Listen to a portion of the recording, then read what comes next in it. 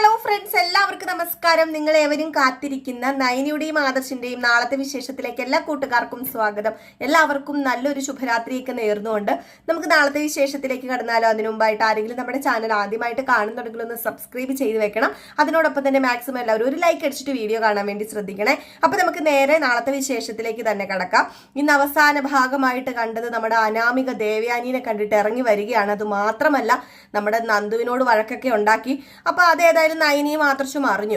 അപ്പൊ ആ ഒരു സമയത്താണ് ദേവയാനീനെ കണ്ടിട്ട് അനാമിക ഇറങ്ങി വരുന്നത്. അപ്പോഴത്തേക്ക് നമ്മുടെ നയനയുടെ ആദർശിന്റെ മുമ്പിലോട്ടാണ് കേട്ടോ വരുന്നത്. കലിച്ചുകൊണ്ടാ വരുന്നത്. കലി എന്ന് പറഞ്ഞിട്ടുണ്ടെങ്കിൽ അങ്ങ് എക്സ്ട്രീം ലെവൽ കലിയാണ് കേട്ടോ. അങ്ങനെ നമ്മുടെ നയനയുടെ അടുത്ത് വന്നിട്ട് പറഞ്ഞു, അറിഞ്ഞോണ്ടാണല്ലേ അനിയത്തിനെ ഇങ്ങോട്ടേക്ക് വിളിച്ചു വരുത്തിയത്.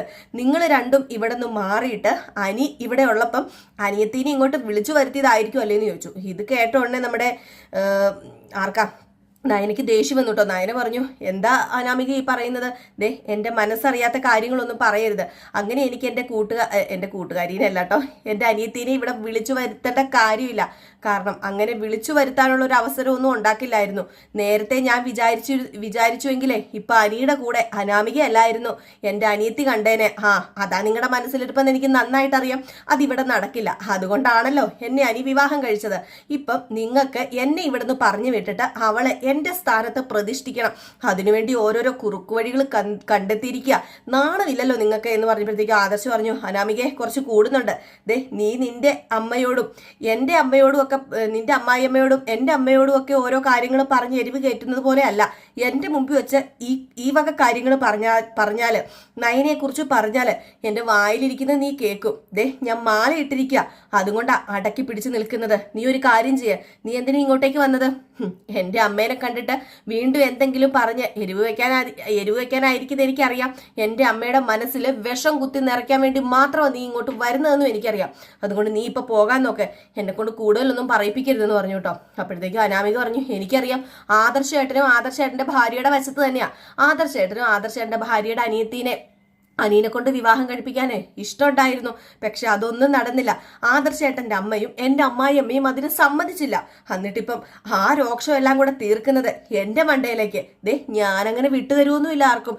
എന്നെ അങ്ങനെ ചവിട്ടി മെതിക്കാന്നും ആരും വിചാരിക്കണ്ടെന്ന് പറഞ്ഞുകൊണ്ട് അനാമിക ഒരു ഒറ്റ പോക്ക് പോയിട്ടോ. ഇത് കണ്ടിട്ട് നയന പറഞ്ഞു, കണ്ടില്ലേ അഹങ്കാരം ചില്ലറയല്ല. ഇങ്ങനെ പോയി കഴിഞ്ഞിട്ടുണ്ടെങ്കിൽ അനിയുടെ ജീവിതം പോയെന്ന് കൂട്ടിക്കൊണ്ടാ മതി എന്ന് ഇപ്പൊ ആദർശ് പറഞ്ഞു. അത് തന്നെയാ എനിക്കിപ്പം മനസ്സിന് വല്ലാത്ത വേദന. ഒരു നല്ലൊരു ചെക്കനായിരുന്നു അനിക്ക് ഒരുപാട് ഗുണങ്ങളുണ്ട്. പക്ഷെ ഒരു ഗുണവുമില്ലാത്ത ഒരാൾ വീട്ടിലുണ്ടായിരുന്നു, അബി. അവന് പറ്റിയ ആള് തന്നെയായിരുന്നു അനാമിക. പക്ഷെ എന്ത് ചെയ്യാനാ, എൻ്റെ അനിക്ക ഈ ദുരിതം അനുഭവിക്കാൻ വിധിച്ചിരിക്കുന്നത്.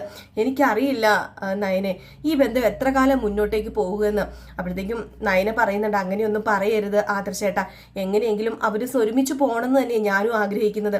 എന്നെങ്കിലും അനാമികയ്ക്ക് ഒരു തിരിച്ചറിവ് ഉണ്ടാകണം, എങ്കിൽ മാത്രമേ അവർ ഒന്നിച്ചു പോകത്തുള്ളൂ എന്നൊക്കെ പറഞ്ഞിട്ട് ഇവരകത്തേക്ക് കയറി പോയിട്ടോ.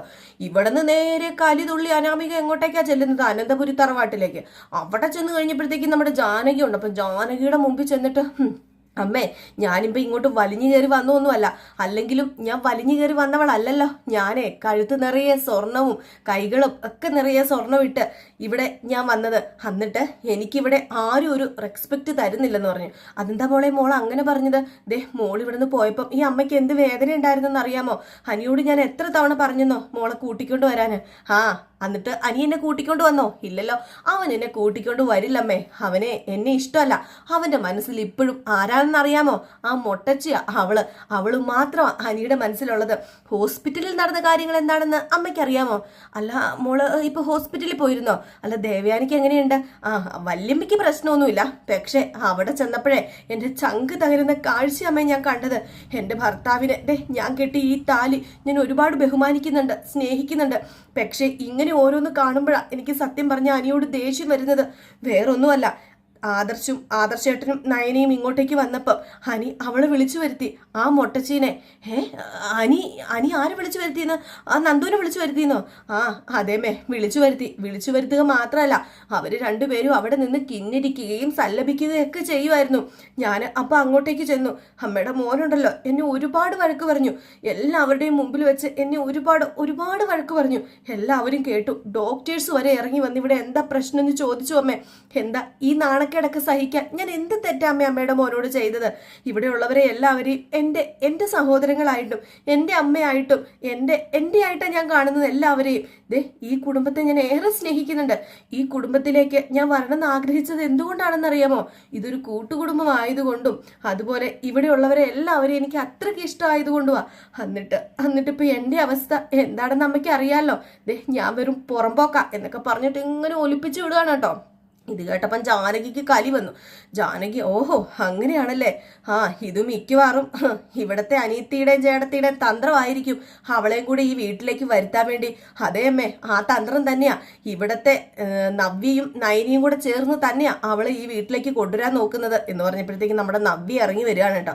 അപ്പൊ നവ്യ ഇറങ്ങി വന്നതും ഈ കാര്യം ഇവിടെ സംസാരിച്ചുകൊണ്ടിരിക്കുക. അപ്പോഴത്തേക്കും വന്നല്ലോ, ഇവളിപ്പം ഇവളുടെ ചെവിയിലെത്തി കാണുന്നു പറഞ്ഞു. അപ്പം പെട്ടെന്ന് നവ്യക്ക് ഈ കാര്യമൊന്നും അറിയത്തില്ലോ. നവ്യ ചോദിച്ചു, അല്ല എന്താ അനാമിക ഉദ്ദേശിക്കുന്നത്? അല്ല എന്താ അനാമിക പറയുന്നത്?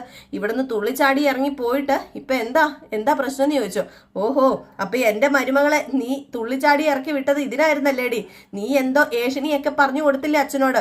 അതുപ്രകാരമല്ലേ എന്റെ മരുമകൾ ഇവിടുന്ന് ഇറങ്ങി പോയതും എന്റെ മരുമകളെ അച്ഛൻ കുറ്റപ്പെടുത്തിയതും ഒക്കെ എന്ന് പറഞ്ഞപ്പം നവ്യ പറഞ്ഞു, എനിക്ക് ആരോടും ഏഷണി ഒന്നും പറയേണ്ട കാര്യമില്ല. അവനവൻ ചെയ്യുന്ന പ്രവൃത്തിയുടെ ഫലം അവനവൻ തന്നെ അനുഭവിക്കും. അല്ലാതെ ഞാൻ ഒരിക്കലും ആരെയും കുറ്റപ്പെടുത്താനോ ആരെയും കുറ്റം പറയാനോ പോയിട്ടൊന്നുമില്ല. കാണിച്ചു കൂട്ടുന്ന കാര്യങ്ങൾക്കൊക്കെ ശിക്ഷ കിട്ടാതിരിക്കത്തില്ലല്ലോ. അതേതായാലും ദൈവം കാണുന്നുണ്ട്, ദൈവം അതിനുള്ള ശിക്ഷ തന്നിരിക്കുന്നു പറഞ്ഞപ്പോഴത്തേക്കും ജാനകി പറഞ്ഞു, നിർത്തടി നിന്റെ അധിക പ്രസംഗം. നീ എന്താടി കിടന്ന് പറയുന്നത്? നീ ദരിദ്രാസ കുടുംബത്തിൽ നിന്ന് കയറി വന്നിട്ട് നീ ഇവിടെ വലിയ ആളാകാൻ ശ്രമിക്കുന്നോ? എടി ഇവിടത്തെ ചോറുണ്ടല്ലേടി ഇപ്പൊ നീ കിടന്ന് പട്ടി കുരയ്ക്കുന്നത് പോലെ കുരയ്ക്കുന്നതെന്ന് ചോദിച്ചപ്പോഴത്തേക്കും നവ്യക്ക് ദേഷ്യം വന്നിട്ടോ. നവ്യ പറഞ്ഞു, ഞാനൊരു കാര്യം പറഞ്ഞേക്കാം. ചെറിയമ്മോട് എനിക്ക് ഒറ്റ കാര്യം പറയാനുള്ളൂ. എന്തൊക്കെ പറഞ്ഞാലും ഏതൊക്കെ പറഞ്ഞാലും എന്നെയും എൻ്റെ കുടുംബത്തെയും അപമാനിക്കുന്നത് എനിക്ക് ഇഷ്ടമല്ല. പട്ടി കുരയ്ക്കുന്ന പോലെ ആരാ ഇവിടെ കിടന്ന് കുരയ്ക്കുന്നത്? ഞാനൊന്നുമല്ല പട്ടി കുരയ്ക്കുന്ന പോലെ കുരയ്ക്കുന്നത്. അതാരാണെന്ന് കുരയ്ക്കുന്നവർക്ക് അറിയാമെന്നും പറഞ്ഞ് നമ്മുടെ അനാമിയുടെ മുഖത്തേക്ക് അങ്ങ് നോക്കി. അപ്പോൾ അനാമിക പറഞ്ഞു, ഓഹോ നീ എൻ്റെ മുഖത്ത് നോക്കി പട്ടീന്ന് വിളിക്കാറായോടി എന്ന് ചോദിച്ചു. അപ്പം പറഞ്ഞു, വിളിക്കേണ്ടത് വന്നാൽ ഞാൻ വിളിക്കും. ഒരു കാര്യം പിന്നെ ഞാൻ പറഞ്ഞേക്കാം, വെറുതെ നിൽക്കുന്ന എൻ്റെ മെക്കിട്ട് കയറി വരരുത്. ഇവിടെ ചെയ്യുന്ന കള്ളത്തരങ്ങളും കള്ളങ്ങളും എന്താണെന്നും ഏതാണെന്നും വ്യക്തമായിട്ടുള്ള ഒരു ധാരണ എനിക്കുണ്ടെന്ന് ജാനകി പറഞ്ഞു, അതെ നിനക്കൊരു വിചാരമുണ്ട് നവ്യേ, നിനക്ക് ഈ വീട്ടിൽ പിടിച്ചു നിൽക്കണം, നിന്റെ അനിയത്തിക്ക് ഈ വീട്ടിൽ പിടിച്ചു നിൽക്കണം, എന്നിട്ട് അനാമിക മോളെ ഈ വീട്ടിൽ നിന്ന് വെളിയിലാക്കണം. അങ്ങനെ ഒരു ധാരണ നിനക്കുണ്ടെങ്കിലേ അത് നടക്കാൻ പോകുന്നില്ല നവ്യെ, അത് നടക്കാൻ പോകുന്നില്ല. ഇവിടെ അനാമിക മോള് എന്നും ഉണ്ടാകും ഈ അനന്തപുരി തറവാട്ടില്. പക്ഷേ നിന്റെ അനിയത്തിയുടെയും ജീവിതം ഉണ്ടല്ലോ, അത് പാതി വഴി വെച്ച് അവസാനിച്ച് ഈ വീട്ടിൽ നിന്നും ഇറങ്ങിപ്പോകാനുള്ളവരാ നിങ്ങളൊക്കെ എന്ന് പറഞ്ഞപ്പം അങ്ങനെയാണോ? എങ്കിൽ പിന്നെ നമുക്കൊന്ന് കാണാം ആരാണ് ജീവിതത്തിന്റെ പകുതിയിട്ട് ഇറങ്ങിപ്പോകുന്നതൊക്കെ നമുക്കൊന്ന് കാണാമെന്ന് പറഞ്ഞിട്ട് നവ്യ അകത്ത് കയറി പോയിട്ടോ. അപ്പോഴത്തേക്കും അനാമിക പറഞ്ഞു, കണ്ടില്ലേ അവളുടെ ഒരു ധിക്കാരം. അവളുടെ ധിക്കാരം നമുക്ക് മാറ്റി കൊടുക്കാം. ഏടത്തി ഇങ്ങോട്ടൊന്ന് വരട്ടെ. ഏടത്തി ഇങ്ങോട്ട് വന്നു കഴിഞ്ഞിട്ടുണ്ടെങ്കിലേ അവളുടെ ധിക്കാരം ഞാൻ മാറ്റും. എന്നോട് വല്യമ്മ അങ്ങനെ പറഞ്ഞത്. എന്നോട് വല്യമ്മ പറഞ്ഞായിരുന്നു ഇതിനൊക്കെ ഒരു അറുതി വരുത്തണമെങ്കിൽ വല്യമ്മ ഇങ്ങോട്ടേക്ക് വരണമെന്ന്. മോള് സമാധാനമായിട്ടിരിക്കും, മോക്കൊരു പ്രശ്നം ഉണ്ടാകാതെ ഞാൻ നോക്കിക്കോളാം എന്ന് പറഞ്ഞ് അനാമികനെ കൊണ്ട് അകത്തേക്ക് പോവാണ്. ഇതേ സമയമായിക്കോട്ടെ ഹോസ്പിറ്റലിൽ കാണിക്കുന്നുണ്ട്. അപ്പം നമ്മുടെ ദേവയാനിക്ക് കുറച്ച് മാനസികമായ പ്രശ്നങ്ങളൊക്കെ ഉള്ളത് കൊണ്ട് തന്നെ ഒരു സൈക്കാട്രിസ്റ്റിനെ കാണിക്കണം എന്നൊക്കെ ഇങ്ങനെ പറയുന്നുണ്ട് കേട്ടോ ഡോക്ടർ. അപ്പം വിശദമായിട്ടൊന്ന് പരിശോധിക്കുകയും മനസ്സിന് ഇനിയിപ്പം വേറെ എന്തെങ്കിലും വിഷമങ്ങളും കാര്യങ്ങളും ഒക്കെ ഉണ്ടെങ്കിൽ അതൊക്കെ മാറ്റിയെടുക്കാൻ ഒരു സൈക്കാട്രിസ്റ്റിനെ കാണിക്കുന്നത് നല്ലതാണ് എന്നൊക്കെ ഇങ്ങനെ പറയുന്നുണ്ട്. അപ്പം ആ ഒരു കാര്യങ്ങളൊക്കെ സംസാരിക്കുന്നുണ്ട് കേട്ടോ ഡോക്ടർ. അപ്പം ജയൻ ചോദിക്കുന്നുണ്ട്, എന്തിനാണ് ഈ സൈക്കാട്രിസ്റ്റിനെ കാണിക്കേണ്ടത് എന്നിങ്ങനെ ചോദിക്കുമ്പോൾ അത് വേറൊന്നുമല്ല, ഇപ്പം ഏതായാലും കുറച്ച് മാനസികമായിട്ട് തളർന്നിരിക്കുകയൊക്കെയല്ലേ. അതുമല്ല അമ്മായിയമ്മയും മരുമകളും തമ്മിൽ കുറച്ച് പ്രശ്നങ്ങളൊക്കെയാണെന്നാണല്ലോ പറഞ്ഞത്. അപ്പം അതിനൊക്കെ ഒരു അറുതി വരാൻ വേണ്ടിയൊക്കെ ഇത് ഉപകാരപ്പെടും. അതുമല്ല ജീവിതത്തിലെ ഇങ്ങനെ ഇടയ്ക്കിടയ്ക്ക് ഈ സൈക്കാട്രിസ്റ്റിനെ കാണുന്നതൊക്കെ നല്ലതാ. ഈ ഭ്രാന്തുള്ളവർ മാത്രമല്ല ഭ്രാന്തിന് ചികിത്സിക്കുന്നത്. നമ്മുടെ എല്ലാവരുടെയും മനസ്സിൽ എല്ലാവർക്കും കുറച്ച് താളപ്പിഴകളൊക്കെ ഉണ്ടാകും. ആ താളപ്പിഴകളൊക്കെ ഇല്ലെങ്കിൽ മനുഷ്യനല്ല. അതുകൊണ്ട് തന്നെ ഒരു സൈക്കാട്രിസ്റ്റിനെ കണ്ടെന്നോർത്തോണ്ട് യാതൊരു കുഴപ്പമില്ല എന്നൊക്കെ പറയുകയാണ് കേട്ടോ. അപ്പം അങ്ങനെ വെളിയിലേക്ക് ഇറങ്ങി വന്നപ്പോൾ കഴിഞ്ഞപ്പോൾ ആദർശ് നയനയും അവിടെ ഉണ്ട്. അപ്പോൾ ആദർശിനോടും നയനോടും ഇങ്ങനെ കാര്യങ്ങളൊക്കെ പറയുകയാണ് നമ്മുടെ ജയൻ. ഇങ്ങനെ സൈക്കാട്രിസ്റ്റിനെ കാണിക്കുന്ന കാര്യങ്ങളൊക്കെ പറഞ്ഞുകൊണ്ടിരിക്കുന്ന ഒരു സമയത്ത് നമ്മുടെ നയനയ്ക്ക് പെട്ടെന്നൊരു തലകറക്കം വരികയാണ് കേട്ടോ. അങ്ങനെ പെട്ടെന്ന് ഇങ്ങനെ മയങ്ങി അങ്ങ് വീഴുകയാണ്. ഒന്നത് ബ്ലഡൊക്കെ കൊടുത്തതല്ലേ, അപ്പം ബ്ലഡ് കുറവൊക്കെ ഉണ്ടായിരിക്കാം. അതുമല്ല നമ്മുടെ നയനയ്ക്ക് ബ്ലഡ് കൊടുക്കാൻ പാടില്ലായിരുന്നു എന്നൊക്കെ പറഞ്ഞിട്ടുണ്ടായിരുന്നു ഡോക്ടർ. എങ്കിലും അതൊന്നും കണക്കാക്കാതെയാണ് നയന ബ്ലഡൊക്കെ കൊടുത്തത്. അപ്പം അതുകൊണ്ടൊക്കെ ആയിരിക്കാം. അതെയോ ഇനിയിപ്പം നമ്മുടെ നയന പ്രഗ്നൻ്റ് ആണെന്ന് എല്ലാവർക്കും ഒരു സംശയം ഉണ്ടോ? പ്രഗ്നൻ്റ് ഒന്നും ആവത്തില്ലല്ലേ, പ്രഗ്നൻ്റ് ആകാൻ വഴിയില്ല, കാരണം അവരുടെ ഫസ്റ്റ് നൈറ്റ് ഇതുവരെ കഴിഞ്ഞിട്ടില്ലല്ലോ. അപ്പോൾ ഏതായാലും കാത്തിരുന്ന് തന്നെ കാണാം എന്താ സംഭവിക്കാൻ പോകുന്നതെന്ന്. അപ്പോൾ എല്ലാവരും കാത്തിരിക്കുക.